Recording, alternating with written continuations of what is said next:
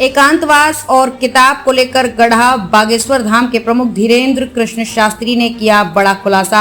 एकांतवास के बाद आज खजुराहो एयरपोर्ट शाम को पहुंच गढ़ा बागेश्वर धाम के प्रमुख धीरेन्द्र कृष्ण शास्त्री जी महाराज ने अपने द्वारा लिखी गई एक किताब के संदर्भ में बड़ा खुलासा करते हुए कहा कि उनके द्वारा जो किताब लिखी गई है वो खासतौर से सनातन को लेकर और 12वीं तक के बच्चों में सनातन और हिंदुत्व को लेकर नव जागृति पैदा हो तथा धर्म व सनातन के प्रति आस्था के साथ एक नया चिंतन पैदा हो सहित विभिन्न अन्य कई मुद्दों को लेकर ये किताब है।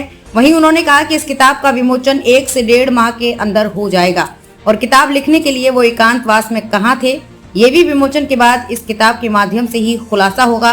वहीं उन्होंने खजुराहो के पर्यटन पर अपने विचार व्यक्त करते हुए कहा कि निश्चित रूप से खजुराहो का पर्यटन फले फूले और इसके लिए उनके द्वारा जो भी प्रयास संभव होगा जरूर करेंगे। खजुराहो से संवाददाता राजीव शुक्ला की रिपोर्ट। महाराज जी, बड़ा चर्चा है कि आप अज्ञातवास में थे और इस अज्ञातवास में आपने किताब लिखी। जय श्याराम, जय बागेश्वर धाम। हम एकांतवास में थे 5 दिवस और 5 दिनों में 72 घंटे लगभग एक पुस्तक के लिए निकाले।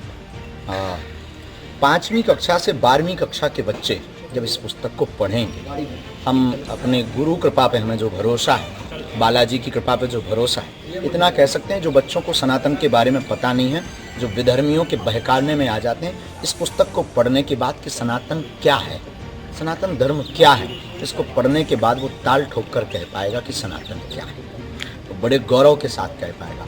तो 5वीं कक्षा से 12वीं कक्षा तक के बच्चों की परीक्षा भी समूचे मध्य प्रदेश में आनी कराई जाए। ये किताब लगभग कब तक आने की संभावना है? 1-1.5 महीना उसका प्रोसेस है। बार बार चेक होगी, उसकी कॉपीज़ बार बार चेक होगी, कोई त्रुटि तो नहीं रह गई, मात्रा में तो वो नहीं रह गई, कोई आध्यात्मिक वो शास्त्रोक्त कोई फैक्ट गलत तो नहीं, बार बार चेक होने का 1-1.5 महीना के अंदर इसका विमोचन होगा भव्य रूप से। और इसकी सबसे अद्भुत बात होगी कि बच्चों में उत्सुकता तब होगी जब इसकी परीक्षा कराई जाएगी और परीक्षा का विधि और परीक्षा की व्यवस्था जिस दिन विमोचन होगी बताया जाएगा। और ये एकांतवास कहाँ था ये भी जिस दिन पुस्तक विमोचन होगा उस दिन।